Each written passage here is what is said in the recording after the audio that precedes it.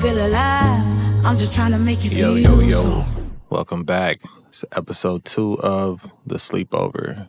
And quickly, I want to acknowledge I got a notification from Spotify saying that this was the number 2 music podcast in the United States, which is beyond me because there's plenty other ones in the top 10 that I listen to on occasion, like Dissect, which is great, and Song Exploder, and all these different things.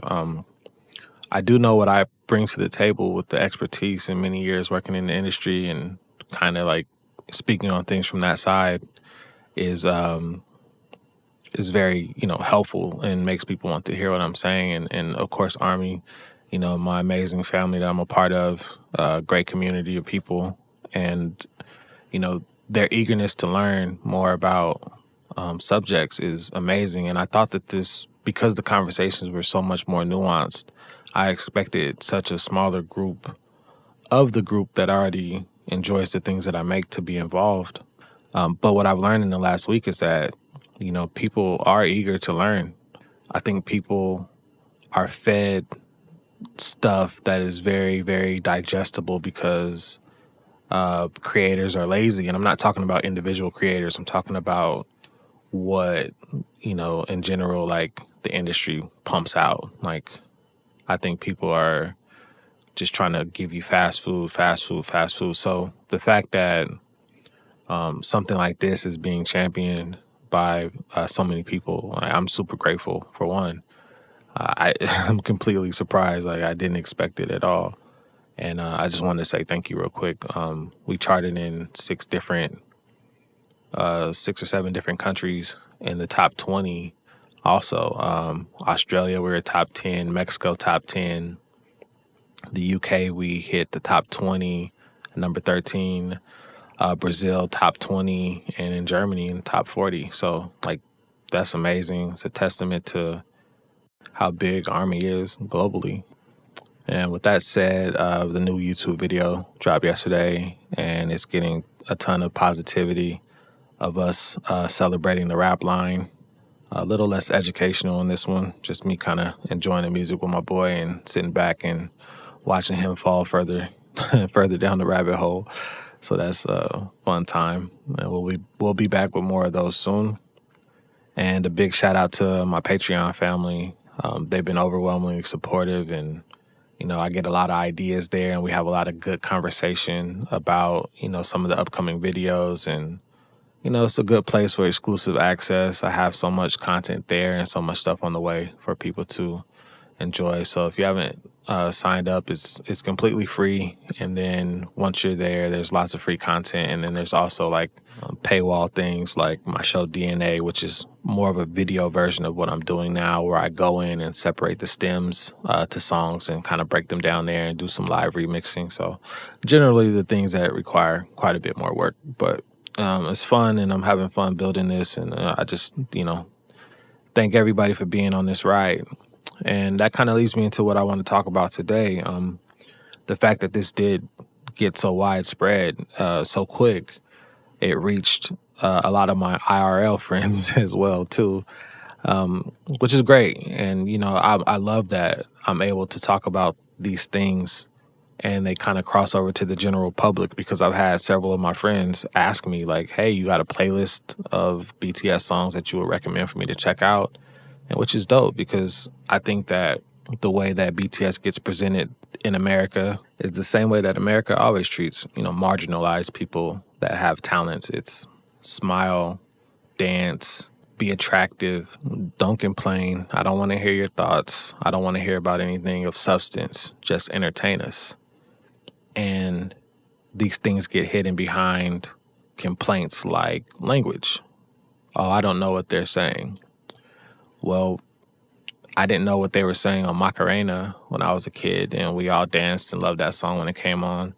Despacito, there's plenty of songs in plenty of languages, and you can say, okay, there's more Spanish-speaking people in America than Korean-speaking, and I don't know the stats on that. That may be true. But at the end of the day, like I said, it's just an excuse to not want to pay attention to them as a group and respect their impact, that they've made and what they've built from the ground up. And like I always say, I think art is truly universal. You don't have to know much about a painting to go enjoy it at the Louvre. I think that if you enjoy the art, you can take a deeper dive and you can learn the lyrics and learn the meanings over time. And like I said, this spread a lot further than I anticipated it to, which is great. And it sparked some conversations. And one elephant in the room when it comes to K-pop in general and black music is cultural appropriation. Just bear with me a little bit. I need to go a couple of places here to make my point. And I know we live in a day and time where small clips get sensationalized and a whole dialogue and a whole story is made about, 20 seconds of what someone says.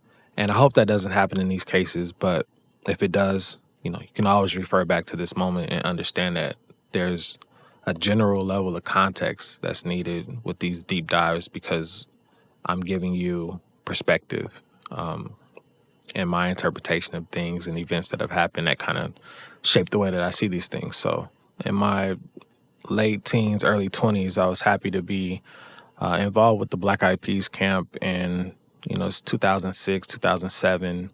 And I was mentored by the music director, Prince Board, still a great friend of mine. He's like a big brother to me.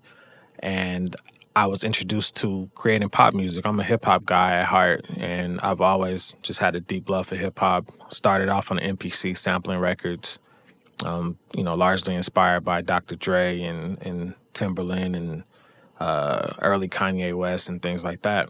So this is like my first foray into pop music, but my pop music has always had a bit of a urban, hip-hop grittiness to it. 2009, the E&D album came out and sold 11 million records worldwide, and I was just happy to be surrounded by that energy and be a part of something like that big and that global, and it really opened my eyes to the rest of the world and how things worked, and it just made me always want to be impactful with my music and not afraid to venture out from what I was used to, but always keep those core elements of culture that is just a part of me. It's the way I walk, it's the way I dress, it's just who I am. And I never want to deviate from that, even if I'm doing things that are outside my comfort zone, so to speak. So with all these new relationships and new success in pop music, I'm attempting to work on projects that were big and charting on the pop charts and things like that. And I kind of quickly felt like I wasn't so welcomed into the space, which I found very interesting, especially hearing how much influence black music had in the space. Don't get me wrong, there's plenty of very influential black producers and songwriters working in the space. You had Timberland and Danger Hands doing amazing records with Nelly Furtado and Justin Timberlake and a ton of different acts. And you had the Neptunes doing amazing records. You had Pharrell doing the record Holla Back Girl with Gwen Stefani.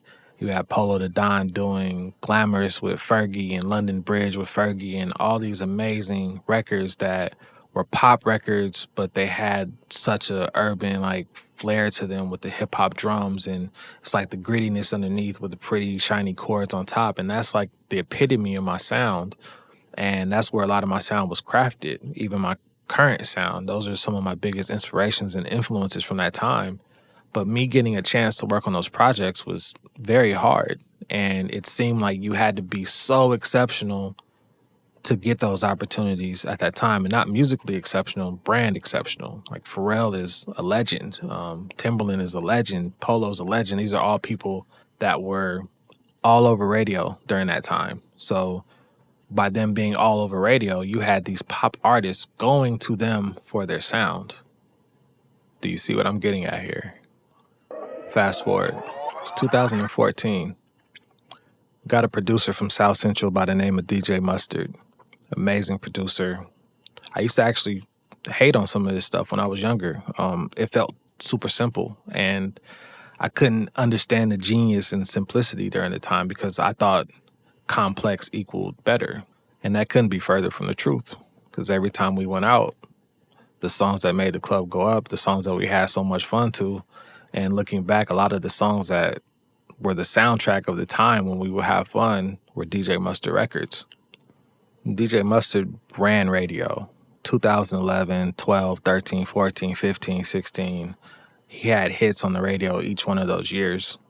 Over 25 platinum RIAA certified records, some 8 times platinum, some 9 times platinum.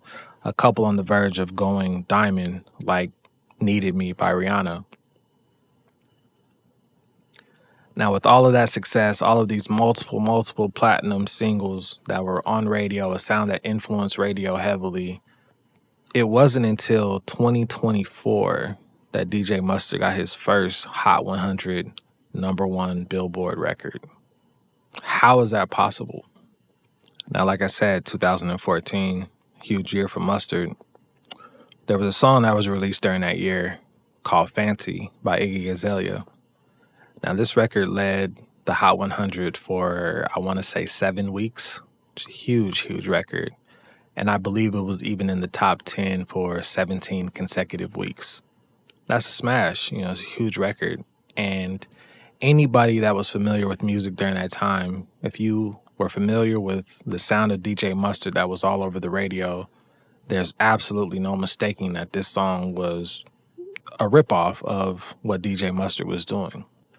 Now, I'm someone who is of the belief that hip-hop culture is universal, it's global, and I think it is a powerful tool that people from all different backgrounds can be a part of. You don't have to be American, you don't have to be Black to be part of hip-hop culture. One big thing about hip-hop, for me, it's always been the voice of the voiceless, like I said in the last episode. And if you're going to be part of this culture, there comes a certain amount of responsibility, just as if you were to join any other culture. You don't just commercialize it for personal gain and not give back to the culture that you are participating in. I love ramen. Everybody that knows me knows I love ramen. If I ever opened a ramen restaurant, I'm going to go to Japan and learn about ramen from the ground up.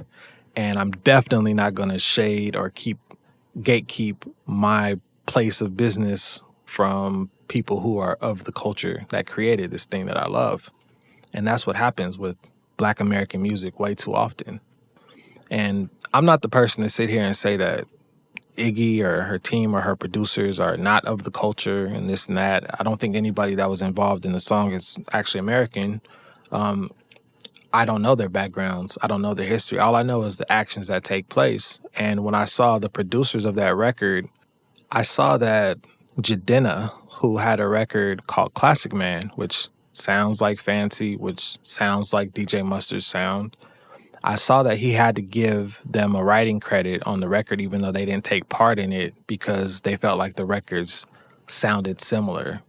And this is on the back of the Robin Thicke lawsuit from the Marvin Gaye estate, where they had to pay out over $7 million for similarities in their song to a Marvin Gaye record. And Jadena and his team were playing it safe by giving a writer's credit just so they wouldn't be open to such a lawsuit later on down the line. And that's what I mean about the actions. If Mustard isn't suing you for completely ripping off his sound, why are you suing someone else that has a song similar to yours, even though this is like a sound that was created in LA, influenced by the Bay Area, and these are like the soundtracks of our environment, of our culture during that time, and you feel a claim to it? And to me, that doesn't feel like someone that is participating or being part of the culture.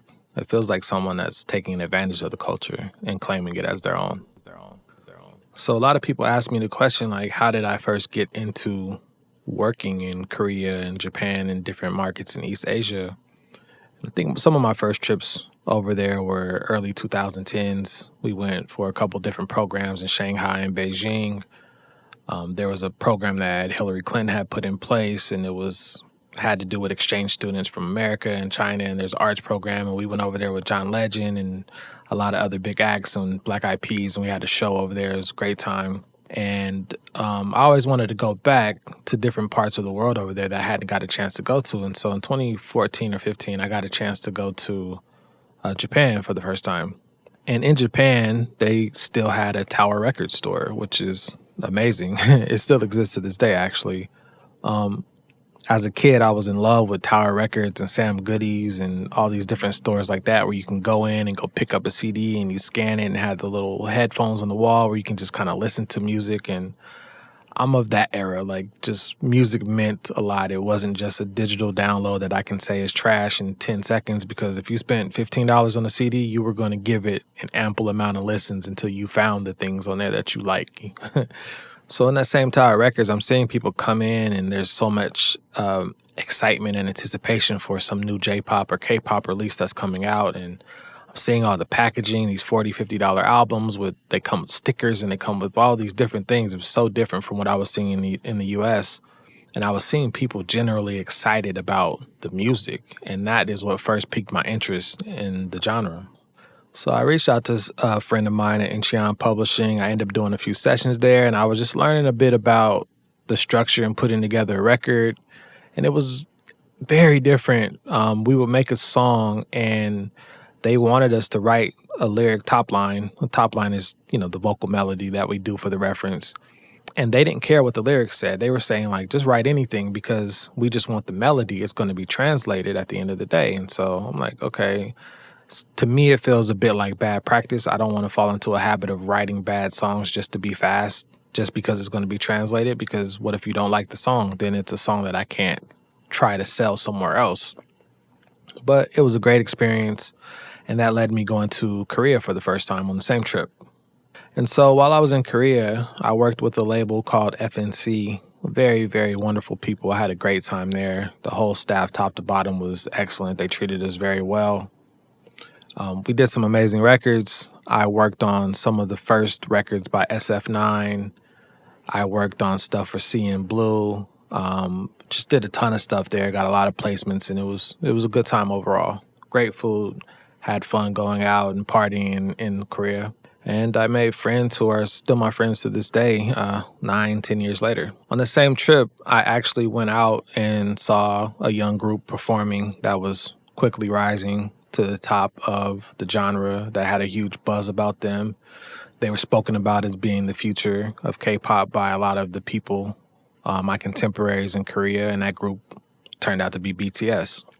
Now, in the first episode, I mentioned No More Dream and talked about the lyrics to that song and how that put them on the radar for me as a group that I should pay attention to in the future. And so imagine when I know we're going to go see them perform, and I see their name, and I'm like, oh, I know who they are. And so during that trip, I had heard some of their music some more, and the two songs that really made me a fan of the group is Just One Day and Let Me Know. Still to this day, two of my favorite BTS songs of all time. And so I watched their show. They did an amazing job, great performers. I got a chance to go in the back and meet them and, had a conversation, brief conversations with them and their team, and it was just a great trip overall. And from that moment on, I think that's when I became a fan of like their music and what they're about, because being around them, even back in 2015, you can just feel their energy. You can feel that they're good people. And I was very happy to see their success just grow and grow each year, and still not having a clue that I would ever, work with them at any point. I don't want to say that there's not a ton of great people in this business. I just want to say that they can tend to be overshadowed by all the negativity that surrounds this business. So when you meet good people, especially artists, and you know how much it takes to be an artist or a producer or songwriter, when you meet good people, you generally tend to root for them, and you want to see them do well, and you want to see them blow up. Fast forward, May 25th, 2020. I woke up that morning, and they say time is a construct. It never felt like more of a construct than the pandemic. This is my first time really being still in many, many years of traveling and making music around the world. And I'm laying in bed. I spent a lot of time alone during the pandemic. And I woke up and I saw that video of a cop with his knee in the back of a man's neck and him pleading for his life. And I witnessed a man be murdered on social media first thing when I woke up that morning. I don't know the last time that I had cried prior to that. I know it had been a while, but that video brought me to tears. Like I literally broke down in bed, and I couldn't believe what I was seeing. Not because I was so surprised that it's possible. I just couldn't believe what I saw right when I woke up, and I couldn't believe that the rest of the world was seeing this as well. I think it was a big wake-up call for a lot of people. And this is on the back end of, maybe 4 months after Map of the Soul 7 that came out, one of the biggest albums I've been a part of in a very long time. I was very excited to be a part of it. It's probably when most of you that are listening now, when we first interacted with each other on Twitter during the pandemic, the world was on edge. There are so many protests around the world. This was the first time in my life that I felt like the world was standing up for Black people at the same time. I feel like a lot of times when these things would be captured on video, a lot of the dialogue surrounding it would be, oh, well, what happened prior? We didn't see the beginning of the video, or there was always like some kind of potential excuse in place for this violence that's been happening in my community since I can remember, seeing Rodney King beat as a child. That was the precursor for the LA riots. And I went to plenty of protests during that time. There was even a protest I was at where LAPD was firing rubber bullets at protesters out of moving vehicles. It was a very intense time around the world and here in LA. And during that time, this big group, super popular group that I've been working with that loves Black culture, that has so many elements of hip hop and jazz and funk and blues and dance incorporated into their brand, a lot of people were asking, what are they going to say? Are they going to make a statement? Because a lot of their music, there's a deeper message in the music that they make. And I'm typically not a person who thinks that celebrities are supposed to be the answer to societal problems. I do think that they can be the megaphone for these things. And there were some conversations had, during that time that shall, forever remain private. But when I saw that BTS donated $1 million, I was blown away. I was literally blown away. I didn't necessarily expect it. It's not even about the dollar amount. It's about the care that was attached to it. And then Army turned around in less than a day or less than 2 days, I forgot the time frame, and matched the band's donation towards the causes, matched the $1 million donation. Even as I'm remembering and telling you right now, I just got goosebumps thinking about how much care is involved when you think about something like that. And BTS has always been philanthropic, and I think that's why the fans expected them to do something. I was new to this family during that time, so I didn't know all of that. And even later during COVID, they donated $1 million to Live Nation's Crew Nation campaign to support live music personnel during the COVID-19 pandemic, since so many people were out of work. And here back at home, and probably the laziest attempt at allyship, I saw Blackout Tuesday, which was orchestrated by the music industry here. And it consisted of many people posting black squares on their Instagram feeds. Now, this is in no way, shape, or form a diss towards the two Black women who started this movement. It just became a very lazy way for other people to piggyback and do the bare minimum and feel like they can pat themselves on the back without doing any of the actual work.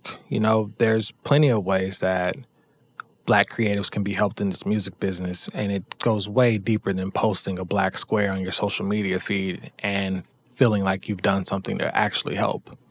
I'm not going to harp on this too much because I don't want to deviate from the point that I'm making here, which is when we're talking about things like cultural appropriation when it comes to Black American music and Black culture in general, we can't have that conversation and strictly make it about K-pop, especially when pop radio here in America, it's generally Black music. I mean, you have Ariana Grande, Adele, Post Malone, Justin Bieber. You have all of these different talented artists participating and making their versions of Black music.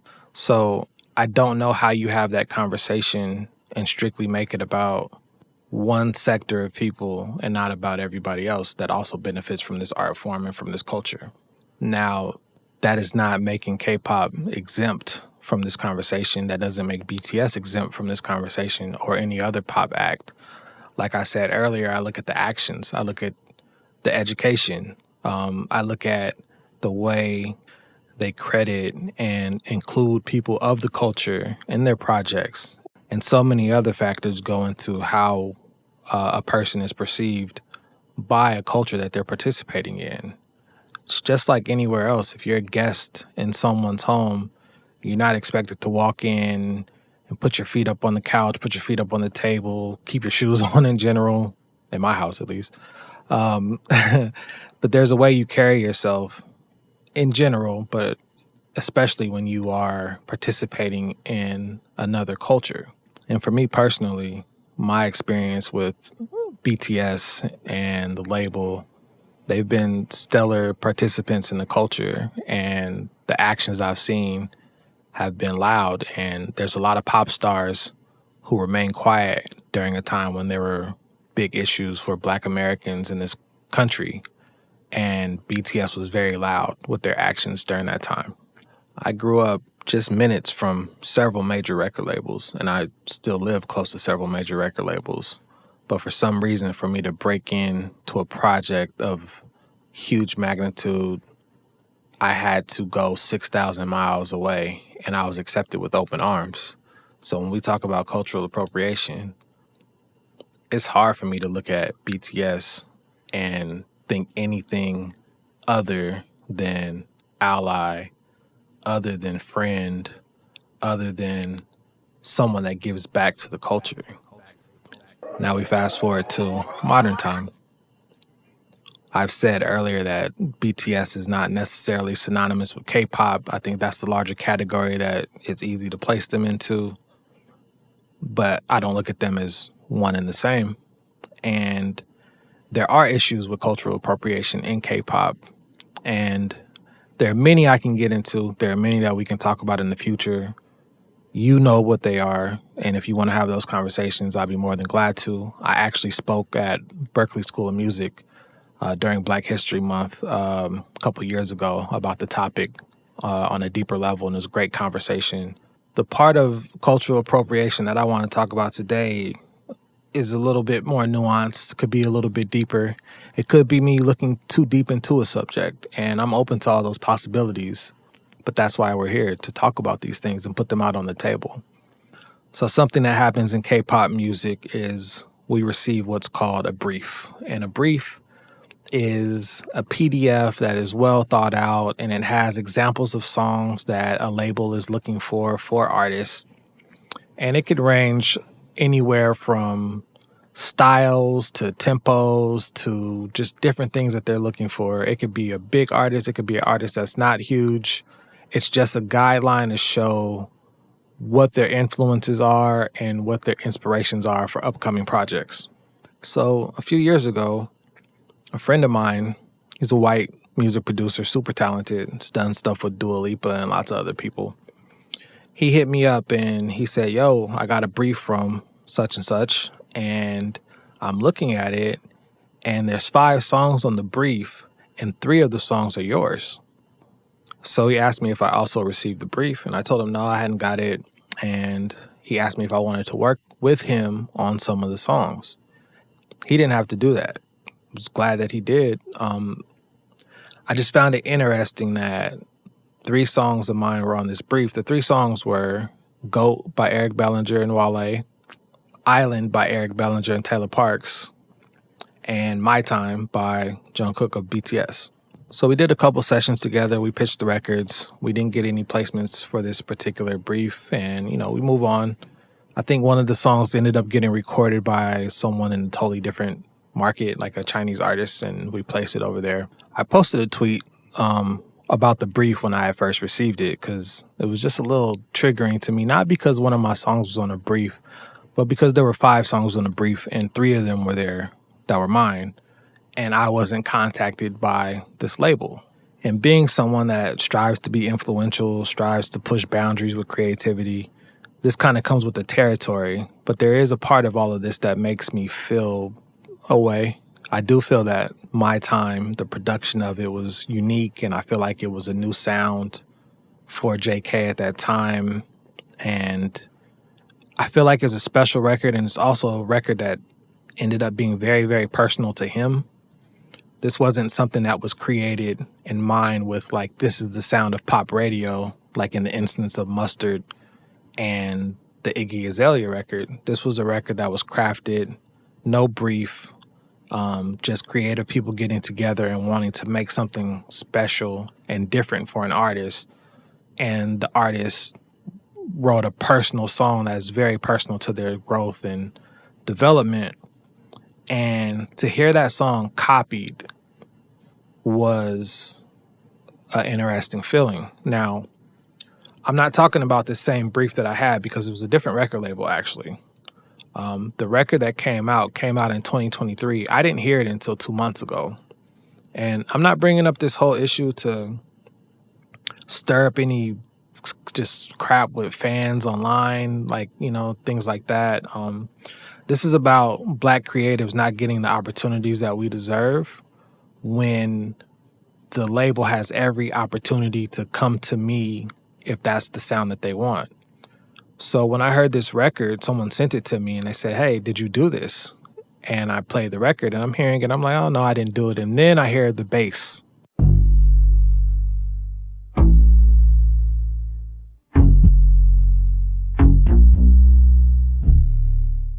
Now that same bass line pitched up one step.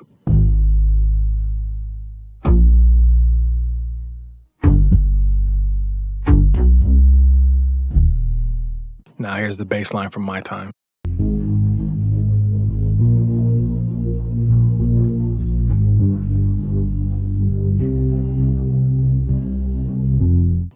So those are the same progressions in the bass line. Even the top line melodies have some similarities with the rhythmic style. And this was a big record. I think it did close to 200 million streams on Spotify, ton of streams on YouTube. Big artist, big feature. And my question is not for the producers on the record, not for the songwriters, not for the artists, not for the feature. My question is for the label. What was so hard about looking up the credits of the record, seeing the producers involved, and contacting us to make a record for you? These are the opportunities that we fight for when we deserve them. When you see a producer or a songwriter that is trying to promote themselves online, and the first thing that they'll get accused of is quote-unquote clout chasing or over-promoting themselves or trying to get into the content space to bring more awareness to their name or to their brand so they can get more of these work opportunities. This is why. If you're not loud about it, they'll just pass over you, take your style, take your sound, and have someone else try to replicate it. And this is why the preservation of culture is so important. It's not about gatekeeping it, but it's about keeping the people who create it involved and allowing the people who create it to be involved to also reap the benefits from it financially as well. There will always be fights about cultural appropriation, from the hair to the clothes to the swag and many things like that. What matters most to me is the actions that people are taking and how much they give back to the culture that they participate in, that they are inspired by, and that they actively borrow inspiration from. This goes out to any label, American, K-pop, J-pop, UK market. If there's something that I make or another Black creator has made, then you can give us that opportunity. Next time you're inspired by My Time, you can come to my kitchen, come sit down at my table, ask for my recipe. Don't go to someone else's kitchen and ask for my seasoning. I'm open for business, and I'll make you a plate.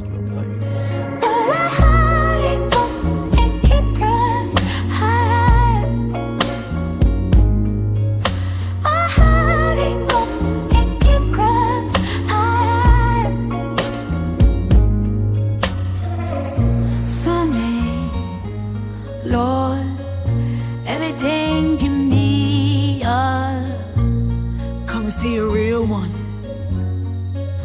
Time for you to feel alive. I'm just trying to make you feel something.